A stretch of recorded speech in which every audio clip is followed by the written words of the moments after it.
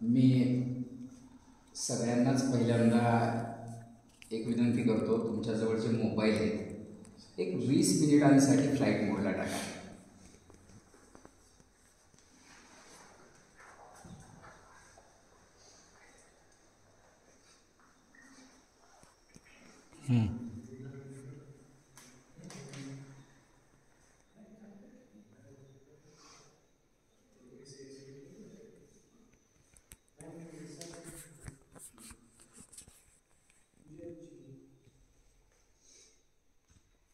अगदी सुरुवातीला मी खरं तर आमच्या पप्पांचेच आभार मानतो या कारणासाठी की आपण येऊन तीरमध्ये हा सगळा उपक्रम करून परत गेला असता आणि कदाचित मी तुमच्यामध्ये नसतो. पण त्यांच्याकडून माझ्याकडे हा निरोप आला आणि मग मी या ठिकाणी पोहोचलो. मला याची कल्पना आहे की तुम्हाला माझा अंदाज आता पुन्हा लातूर जायचं आहे आणि घड्याळामध्ये किती वाजले मी ते पाहिलं, त्यामुळं तो विचार करून बोलतो, काळजी करू नका. म्हणजे एक माणूस बोलायला लागला, इतका वेळ बोलला की थोडंसं जिम करणारा एक पोरगा हातात काठीच घेऊन पुढं आलं. मग ते बोलणारा माणूस म्हणला, अरे बाबा आम्हाला कशासाठी? ते म्हटले, तुला नाही काही करत, तुला इथं बोलायला बोलावलंय कोणी, त्यांचं नाव सांग. अशी स्थिती, तसं माझी स्थिती आहे. अशी स्थिती आमच्या बाप्पांवरती किंवा प्रतीक सरांवरती येऊ नये याची काळजी करून होतो. आमचं सगळ्यांचं लक्ष थोडं थोडं तुमच्याकडे यायला. जिथे आपण बसतो त्या विषयावरून सुरुवात करतो. तुम्ही UPSCचे विद्यार्थी आहात, या विषयानं तुम्ही अभ्यास करताय, तर योगायोगानं ज्या मंदिरामध्ये तुम्ही आलात त्या मंदिराच्या विषयानं थोडासा पुसटसा काही भाग बोलून मी मग पुढे बोलेन. हे मंदिर जे आहे भगवान त्रिविक्रमाचं मंदिर म्हटलं जातं. तसं काही अभ्यासकांनी याला चैत्यग्रह म्हटलंय, बौद्ध धर्मीयांचं चैत्यग्रह.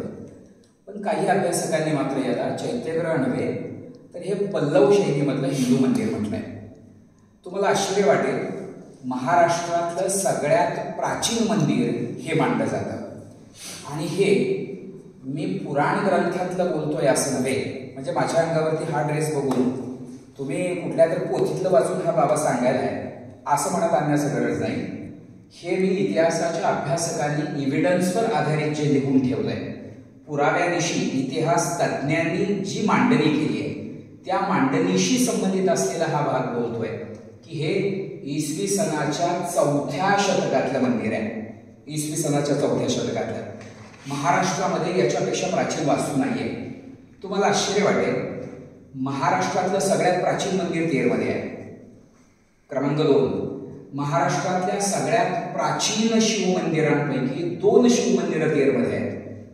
तुम्हाला आश्चर्य वाटेल, तेरमध्ये बुद्धिझमचा, बौद्ध धर्माचा आणि तेरचा ऋणानुबंध हा थेट बुद्ध कालखंडापर्यंत जातो. तुम्हाला आश्चर्य वाटेल, तेरचा आणि जैनिझमचा, जैन धर्मीयांचा संबंध थेट भगवान महावीरांपर्यंत जातो. म्हणजे जैन धर्मीयांचे 24वे तीर्थंकर असलेले भगवान महावीर इथं समौशरण आल्याचा उल्लेख आहे आणि दक्षिण भारतातलं एकमेव ठिकाण तेर मानलं जातं. तुम्हाला आश्चर्य वाटेल, सातवाहनांच्या कालावधीमध्ये हे जे गाव आहे अत्यंत प्रगत असलेलं शहर होतं. पुन्हा मी हे वाक्य पुन्हा पुन्हा बोलतोय, तुम्हाला आश्चर्य वाटेल, सातवाहनांच्या राजधानीचं नाव प्रतिष्ठान, आजचं पैठण, पण त्यांच्या उपराजधानीचा दर्जा तगरला होता. तगर म्हणजे आजचं तेर. किंवा आज आपण भारताची राजधानी दिल्ली म्हणतो, पण आर्थिक राजधानी म्हटल्यानंतर आपल्याला मुंबईचं नाव घ्यावं लागतं ना. तसं सातवाहनांच्या कालखंडामध्ये त्यांचं मुख्य राजधानीचं शहर जरी प्रतिष्ठान असलं तरी त्यांच्या आर्थिक राजधानीचं शहर तगर होतं. तेरच्या इतिहासावर खूप बोलावं लागेल, मी तेवढं नाही बोलणार कारण मला जाणीव आहे तुम्हाला जो वेळ आहे सध्या तो वेळ तुलनेनं कमी आहे. पुन्हा केव्हा योग येईल त्यावेळेला मी बोलेन. हे मंदिर इसवी सनाच्या 4थ्या शतकातलं आहे. मध्ये प्रवेश केल्याबरोबर सगळ्यांची दृष्टी मंदिराच्या वरचा जो घुमट आहे त्याच्याकडे गेली असेल बघा. जात असतानाही बाहेर पडताना तुम्ही ते लक्ष द्या. मंदिराचा जो घुमट आहे तो गजप्रष्ठाकृती आहे. गजप्रष्ठाकृती या शब्दातच त्याचा अर्थ तुम्हाला समजून जाईल. गज म्हणजे हत्ती, हत्तीची पाठ जशी आहे तशा पद्धतीनं हे गर्भगृह बाहेरच्या बाजूला तुम्हाला ती हत्तीची पाठ असल्यासारखं दिसतं, गजप्रष्ठाकृती. आणि इथं बसून तुम्ही सरळ वरती बघितला, पाखरांचा तिथं वास होऊ नये म्हणून ते प्रॉब्लेम व्हायला लागले म्हणून ही जाळी आता अलीकडच्या काळामध्ये मारलेली. त्या जाळीच्या पलीकडे जर तुम्ही पाहिलं तर कार्बेलिंग पद्धतीची रचना दिसते तुम्हाला. विटेचा प्रत्येक थर आतमध्ये आतमध्ये आतमध्ये आणत वरचा घुमट त्याने विकसित केलेला आहे. आणि हे गर्भगृह 4थ्या शतकातलं मानलं जातं. समोरचा जो सभामंडप आहे गर्भगृहाच्या बांधकामाच्या नंतर थोड्याशा 100-200 वर्षांनी निर्माण झालेला. तसं त्याचाही एक अद्भुत इतिहास आहे. आमच्या धाराशिवला ते मुख्य याच्यामध्ये आमचे बप्पाई होते. अखिल भारतीय साहित्य संमेलन झालं तर साहित्य महामंडळाकडे जी मागणी केली गेली होती त्या मागणीमध्येच हे म्हटलं गेलेलं होतं की आम्हाला संत साहित्य संमेलनाचा वारसा आमच्या इथं संमेलन झालंय आणि हा अत्यंत प्राचीन वारसा आहे. महाराष्ट्रातलं पहिलंच साहित्य संमेलन आमच्या भूमीमध्ये झालेलं आहे म्हणून तुम्ही आम्हाला द्या. ह्या मागणीवरतीच ते संमेलन दिलं गेलं होतं. तो संदर्भ काय होता तर ज्ञानदेवांच्या, नामदेवांच्या, संत गोरोबा काकांच्या कालावधीत महाराष्ट्रातली त्यावेळची सगळी संत मंडळी तेरला अनेकदा आलेली आहे. गोरोबा काकांच्या घरी ती यायची आणि ज्या वेळेला ती आली त्या वेळेला ही सगळी मंडळी इथं आलेली. ही माणसं 700-750 वर्षापूर्वीचा कालखंड मी सांगतोय तुम्हाला. याचा कालखंड तर इसवी सनाचं 4थं शतक, पण मी सभामंडपाच्या विषयानं बोलतोय म्हणून ज्ञानदेवांचा, नामदेवांचा कालखंड, नामदेवांचं कार्य संपूर्ण भारतभर पसरलेलं आहे. तुलनेनं महाराष्ट्रानं नामदेवांना त्या दृष्टीनं पाहिलेलं नाही. गुरुग्रंथ साहिबमध्ये नामदेवांच्या रचना आहेत. शीख धर्मीय त्यांना भगवान नामदेवजी म्हणतात, आपण संत नामदेव बोलतो. पण त्या नामदेवांच्या काळात इथं संत नामदेवांचं कीर्तन वगैरे झालंय. इथं वारकरी परंपरेचा परिचय असणारं कोणी असेल तर त्यांना ठाऊक आहे जिथे कीर्तनकार उभा राहून बोलतो, वक्ता जिथं उभा राहून बोलतो तिथं त्या परंपरेत असं आहे की त्या वक्त्याच्या पायाखाली काहीतरी अंथरलं जातं. पूर्वी घोंगड्या टाकल्या जायच्या, आता घोंगड्या राहिल्या नाही, काही का असं अंथरतात. पण महाराष्ट्रातली एकमेव जागा अशी आहे की या ठिकाणी वक्त्याच्या पायाखाली काही अंथरलं जात नाही. त्यानं जमिनीवरती, जागेवरती उभा राहायचं आणि बोलायचं. का? संत नामदेवांचा स्पर्श त्या जागेला आहे ही भावना कदाचित. तुम्हाला आणखी एक आश्चर्यकारक वाटेल. काय? या मंदिरात आलो म्हणूनच हेही बोलतोय. तेरच्या विषयानं बोलणं कठीण आहे, खूप वेळ लागेल. तुम्ही महाराष्ट्रात नाही तर संपूर्ण भारतामध्ये कुठेही शिव मंदिराला म्हणजे महादेवाच्या मंदिराला दर्शनाला गेलेले असाल तर शिवलिंगाची जलधार ही उत्तरेकडे मुख करून असते. जलधार म्हणजे काय? साधारण मुलींना हा भाग ठाऊक आहे. वरती पाणी टाकल्यानंतर ज्या बाजूने पाणी बाहेर निघतं ती शिवलिंगाची बाजूला बाहेर येणारी जी जागा आहे त्याला आपण जलधार म्हणतो. जलधार ही उत्तरेकडे मुख करूनच असते. ती अद्भुत असं आहे की इथं चारही दिशांना मुख गेलेले शिवलिंग आहेत, पूर्व, पश्चिम, दक्षिण, उत्तर. त्याच्यातलं एक इथं मेंढेश्वर महादेवाचं शिवलिंग आहे, ते पूर्वेकडे मुख करून आहे. पूर्व काकाच्या मंदिरात नीलकंठेश्वर पश्चिमेकडे आहे. दक्षिणेश्वराचं एक मंदिर होतं या ठिकाणी, ते उद्ध्वस्त आहे, त्याचं नावच दक्षिणेश्वर होतं. आणि मग उत्तरेश्वर, कालेश्वर, बेलेश्वर, हराळेश्वर, सिद्धेश्वर, श्वर मला 25-30 वेळा म्हणावं लागेल. शिवलिंग तर त्याहूनही जास्त आहे. हे शिवपीठ म्हणावं असं स्थान आहे. इथलं हे शिवलिंग हे पूर्वेकडं आणि मी मगा सगळी नावं एकत्रित जी जास्त आत्ता घेतली ती सगळी उत्तरेकडे. म्हणजे असा संदर्भ आहे. या भूमीचा इतिहास हा अद्भुत आहे, अद्भुत आहे. तुमच्या अभ्यासासाठी पूरक म्हणून हेतुपूर्वक हा भाग बप्पांच्यामुळे इथं असा आला की आपण या मंदिराकडे हेतुपूर्वक जाऊया की महाराष्ट्रातलं सगळ्यात प्राचीन मंदिर याला म्हटलं जातं. सगळ्यात प्राचीन वास्तू असं आपण म्हणूया याला. हा भाग या ठिकाणी आहे. पुन्हा हेच म्हणतोय मी की हे खूप आहे. तुम्हाला आश्चर्य वाटेल. तुम्ही लातूरकडून मध्ये येत असताना जागजी नावाचं एक गाव लागतं. महालक्ष्मीचं सुंदर मंदिर त्या ठिकाणी आहे. समोर पुष्करणी आहे. आपल्या परिसरात तेवढी अप्रतिम पुष्करणी कुठंच दिसणार नाही. पुष्करणी हा शब्द अपरिचित वाटेल. पाण्याचा साठा असलेली जलस्रोताची गोल रचना पण अरुंद असेल तर तिला आपण आड म्हणतो. गोल आहे पण मोठी असेल, रुंदी जास्त असेल तर तर त्याला आपण विहीर म्हणतो. चौकोनी रचना असेल, एका बाजूने उतरायला मध्ये पायऱ्या असतील, त्याला आपण बारव म्हणतो. आणि जलाशय असा आपण निर्माण केलेला, पण ज्याला चारही बाजूनी पायऱ्या असतील त्याला पुष्करणी म्हटलं जातं. आणि सुंदर पुष्करणी, प्राचीन तीर, आजचं जागजी. तुम्हाला आश्चर्य वाटेल, याच बाजूने येत असताना रस्त्यात तुम्हाला भंडारवाडी हे एक गाव लागतं. जुनं तेरच आहे, सिद्धेश्वराचं मंदिर आहे तिथं.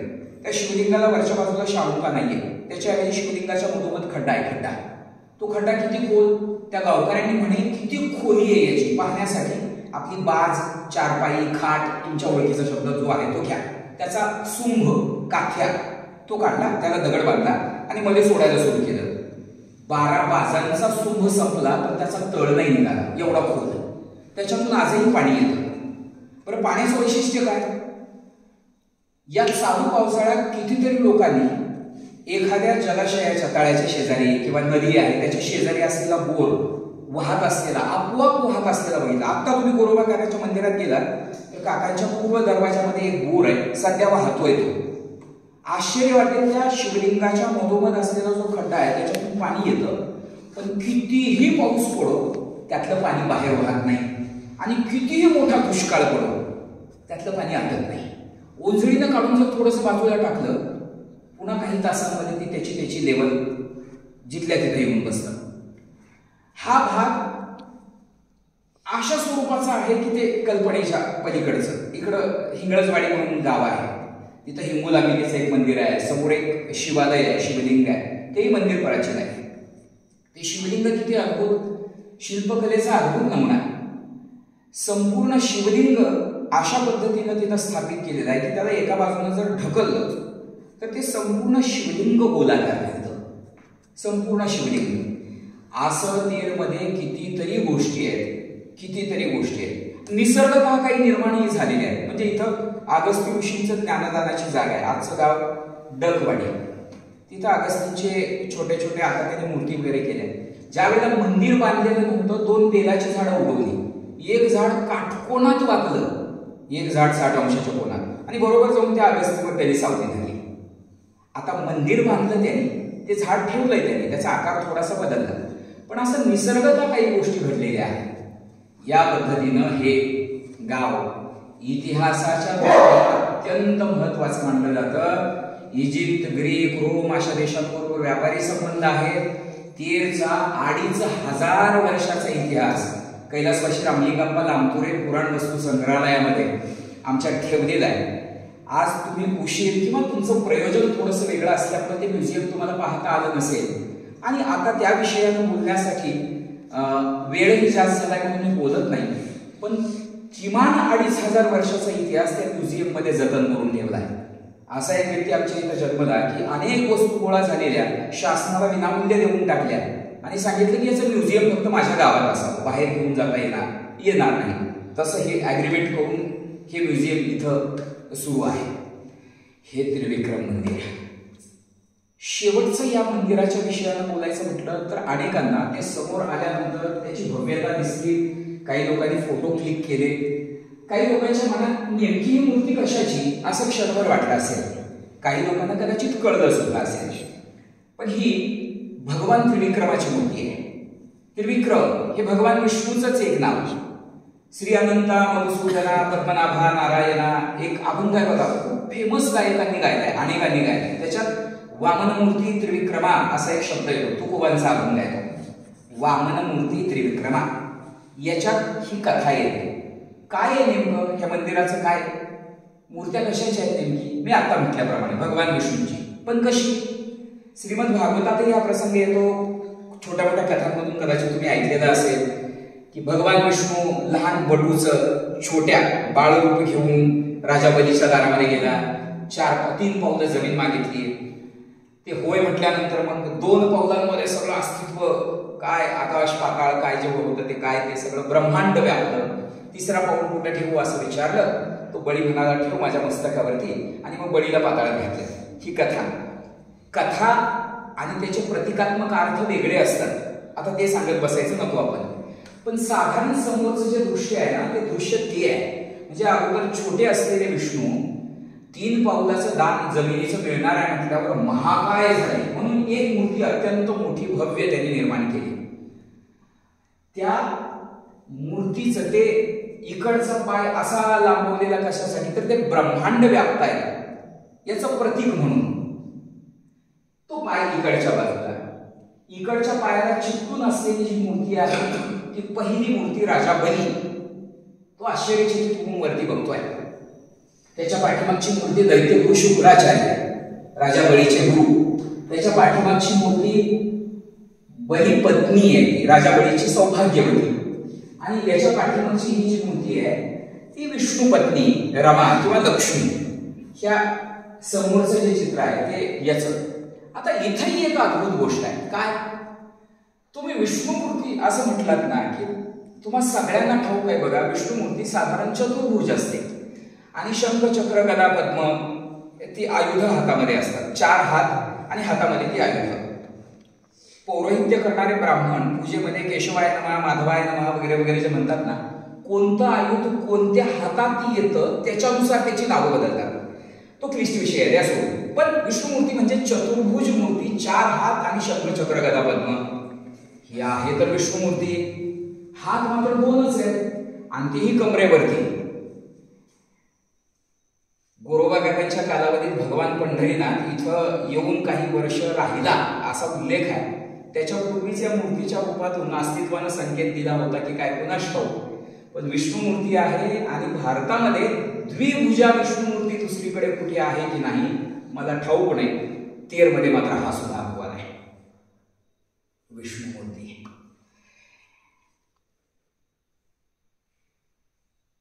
तुम्ही सगळे UPSCचा अभ्यास करताय, हा भाग मला सांगितला गेलेला आहे. UPSCच्या एक्झामला अगदी टच करून माघारी आलेला एक जाणता शिक्षक तुम्हाला मिळाला आहे आणि त्यांच्या मार्गदर्शनाखाली तुम्ही पुढे पुढे जात आहे.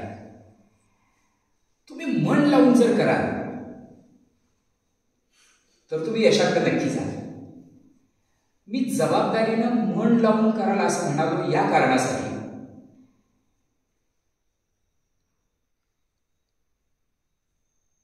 आजपर्यंत आपण ज्या परीक्षा दिल्या आहेत त्या परीक्षा आणि ही परीक्षा बऱ्यापैकी वेगळी आहे. इथं स्पर्धा प्रचंड आहे, ही गोष्ट खरी आहे. मी सहज बोलतोय असं गृहीत धरू नका. माझा काही कालावधी D.Ed कॉलेजला गेला आहे, काही वर्ष मी विद्यार्थ्यांमध्ये रमलोय. मी स्वतः विद्यापीठाचा 2 वेळा मेरिट आहे. स्वामी रामानंद तीर्थ मराठवाडा विद्यापीठात 2रा होतो, पुणे विद्यापीठात मी 5वा होतो. मी वर्ग 2 असलेल्या रँकवरती 11 वर्ष 11 महिने जॉबही केलेला आहे. विद्यार्थ्यांशी माझी कनेक्टिव्हिटी आहे, राहवत नाही म्हणून हा भाग मी बोललो की तुम्ही त्यांना जेवढा प्रतिसाद द्या आणि तुम्ही स्वतः मला करायचंय ही भावना ठेवून जेवढं ॲग्रेसिव्ह पुढे जाल तेवढं तुम्ही उंचीवरती जाल. हा भाग खरा. जुनी माणसं फार हुशार बघा. शाळेमध्ये असताना एक म्हणून तुम्ही कदाचित बहुतांशी सगळ्यांनी ऐकले, काय, टाकीचे घाव सोसल्याशिवाय देवपण मिळत नाही. टाकीचे घाव सोसल्याशिवाय देवपण मिळत नाही. काय अर्थ या म्हणीचा? मला एक बोधकथा आठवली. असं म्हणतात की एका साधूनं खूप अप्रतिम असं मंदिर उभारलं. त्या मंदिरात त्याला मूर्ती स्थापित करायची होती. मूर्ती स्थापित करण्यासाठी एक चांगले पाषाण त्याला शोधायचे होते म्हणून तो जंगलामध्ये गेला आणि त्याला एक 2 पाषाण चांगले दगड अगदी काळे कुट्ट छान असलेले त्याची मूर्ती चांगली होईल असा त्याला अंदाज वाटला. दिसले. त्यानं पहिल्या दगडाला विचारलं, म्हटले, अरे तुझी मूर्ती करायची आहे, घेऊन जाऊ? तो म्हटला, घेऊन जायचा निर्णय तुम्ही ठरवा, पण मूर्ती नका करू. ते छवी हातोड्याने फार ठोकतात, ते मला नाही सहन होणार. साधू म्हणला, ठीक आहे. दुसरा दगड शेजारी पडला होता. त्या दगडाला त्याला विचारलं, म्हणजे मूर्ती करायची. तो म्हणला, हरकत नाही की घेऊन चला मला. असं म्हणतात त्या साधूने दोन्ही दगड उचलले, घेऊन आला. मूर्तिकाराच्या तिथे बोलावलं गेलं. मंदिराच्या तिथं तो मूर्तिकार येऊन ज्या दगडाला होकार दिला होता त्या दगडाची सुंदर अशी मूर्ती निर्माण झाली. मूर्ती निर्माण झाल्यानंतर मंदिर तर अगोदरच उभारलं गेलेलं होतं. गावभर त्या मूर्तीची मिरवणूक झाली, विधिवत तिची प्रतिष्ठापना करण्यात आली, मंदिर सगळ्यांसाठी खुलं केलं गेलं आणि गावातले लोक दर्शनाला येऊ लागले. दर्शनाला आलेली माणसं मूर्तीच्या पुढे यायची, उभा राहायची, तिला गंध, अक्षता, फुलांच्या माळा, आपलं मस्तक त्या मूर्तीच्या पायावरती टेकवायची आणि दर्शन करून मग बाहेर यायची. आणि बाहेर नको म्हटलेला दगड पायरीला जो पडलेला होता ना, त्या दगडावरती घरून सोलून आणलेला नारळ फोडायची. आता तो दगड ओरडायला लागला की नारळाचे फटके मला का म्हणून? ते म्हणले नाही रे, ज्या वेळेला मूर्तीत रूपांतरित व्हायचं होतं त्यावेळेला तू प्रतिसाद नाही दिला, तू नकार दिलास, नको म्हटलास, त्रास होतोय म्हटलास. त्यावेळेला तुला त्रास वाटला म्हणून बाजूला सारलं गेलं ना, आता आयुष्यभर त्या नारळाचे फटके खावे लागतील. मी का म्हणून सांगितलं हे? मूर्तीत रूपांतरित होण्याचा कालावधी आहे बघा तुमचा, मूर्तीत रूपांतरित होण्याचा आहे. त्यामुळं त्या मूर्तिकाराला आपणाला मूर्तीत रूपांतरित होण्यासाठी तुम्ही प्रतिसाद देणंही महत्वाचं आहे आणि मला कुठेतरी पोचायचं आहे ही भावना ठेवून तुम्ही स्वतः करणंही महत्वाचं आहे. या दोन गोष्टी घेऊन जर पुढे जाल तर फार फार फार भवितव्य चांगलं असेल. स्पर्धा कितीही असू द्या, ऑलिम्पिकमध्ये पहिला येतो आणि शेवटचा येतो, त्याच्यामध्ये काही सेकंदांचं अंतर असतं रे, पण पहिल्या येणाराचं नाव होतं ते दुसऱ्याचं नाव नाही आठवणीत राहत. तुम्हाला धावायचंय, मन लावून धावा, सिस्टमॅटिक पद्धती असू द्या, तुम्हाला यश नक्की मिळेल. शेवटचा संदर्भ बोलतो तो हा, आज तुम्ही तेरमध्ये येऊन या ठिकाणी जे अगदीच गरजवंत आहेत, कालच्या पावसानं ज्यांना अतिशय प्रॉब्लेम झाला त्यांना काहीतरी द्यायचा प्रयत्न केला. मला जे सांगितलं गेलं त्यानुसार तुम्ही आणखी काही गावांमध्ये जाऊन ते केलं, असंही असावं, असेल नसेल, पण महत्वाचा भाग हा की तुम्हाला इथं येऊन आपणही काहीतरी समाजाचं देणं लागतो. हे वाक्य वाक्यांनी बोलून बोलून बोलून बोलून गुळगुळीत करून टाकलेलं असलं तरी खरं आहे की आपलीही एक जबाबदारी आहे आणि आपल्या आपल्या ऐपतीमध्ये का असेना आपण मदत करूया ही भावना ठेवून आलात. त्यावेळेला तुम्हाला तेरचा भूमिपुत्र म्हणून मी मनापासून मनापासून मनापासून धन्यवाद देतो. हा भाग संस्काराशी जोडलेला आहे. याच्यातून तुमच्या सरांचे संस्कारच दिसले, नाहीतर तुम्हाला इथपर्यंत येऊन एवढा अट्टहास करण्याची गरज नाहीये. तुम्ही हे करता त्यावेळेला हे तुमच्यावरचे संस्कार आहेत आणि संस्कारही तेवढेच महत्वाचे असतात. आपल्या एकूण यशामध्ये त्यांचा सुद्धा वाटा असतो हे मानणारा मी आहे. त्याच्यामुळं तुमच्या त्या संस्कारांना सुद्धा मी मनापासून ॲप्रिशिएट करतो, मनापासून ॲप्रिशिएट करतो. तुम्हाला धन्यवाद हा शब्द फार छोटा झाला. तुम्ही विद्यार्थी दशेशी जोडलेले आहात, असं असताना सुद्धा तुम्हाला हे करावं वाटलं, ही खूप खूप मोठी गोष्ट आहे.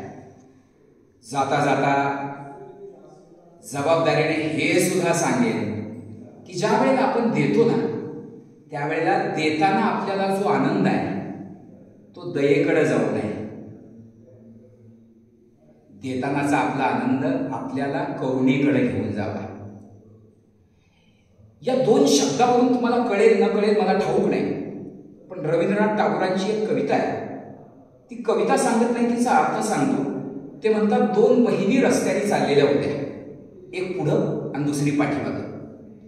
पुढे जी चालली होती ना तिच्या हातामध्ये शेंगदाणे होते, फुटा आणि खारे मुळेचे ते शेंगदाणे. आणि रस्त्यातून समोरून जो येईल त्याला ती बहीण ती शेंगदाणे वाटत होती. जो येईल तो चालणं सुरू आहे तिचं. आणि तिच्यापासून काही अंतरावर पाठीमागून तिची दुसरी बहीण येत होती. तिच्या हातात मात्र काही नव्हतं, पण तिच्याकडे पाहिल्यानंतर लक्षात येत होतं की तिचे डोळे पाणावलेले आहेत, तिच्या डोळ्यात पाण्याचे 2 थेंब आहेत. कुणीतरी रवींद्रनाथांना विचारलं, म्हटले कोण या बहिणी? रवींद्रनाथांनी सांगितलं, पुढे जी चालली आहे ना तिचं नाव आहे दया आणि पाठीमागची जी आहे तिचं नाव करुणा. रवींद्रनाथांना कदाचित विचारलं असेल त्या दोघींमध्ये श्रेष्ठ कोण? रवींद्रनाथ म्हटले, पुढची जी आहे ना तिच्यापेक्षा पाठीमागची श्रेष्ठ, दया जी आहे ना तिच्यापेक्षा करुणा श्रेष्ठ. विचारलं का म्हणून? त्यावेळेला त्याने दिलेलं उत्तर फार महत्वाचं आहे. ते म्हटले, बाबा रे, पुढची दया आहे, दया देते हे खरं आहे, पण देत असताना देतेपणाचा अहंकार सुद्धा मनात यायची शक्यता नाकारता येत नाही. आणि दयेला देतेपणाचा अहंकार जर चिकटला तर दिल्यातलं गेलं सगळं. आणि पाठीमागची जी आहे ना ती करुणा आहे, ती शुद्ध करुणा आहे. ती काही देवो किंवा न देवो, तिचं अंतःकरणच असं आहे की दयेपेक्षा ती आपोआप श्रेष्ठ होऊन जाते. त्यावेळेला आयुष्यभरासाठी हे सांगतो, आजच्या एका प्रसंगासाठी नाही, आयुष्यभरासाठी. ज्या वेळेला मदत करण्याची तुमची ऐपत असेल ना त्यावेळेला नक्की करा, पण ज्या वेळेला करताय त्यावेळेला त्यात आपल्या मनात करुणेचा भाव असावा, दयेचा नाही. तुम्हाला पुन्हा एकदा खूप खूप खूप धन्यवाद देतो. तेरलाला आणि एवढ्या शांतपणे माझेही शब्द ऐकलात. धन्यवाद.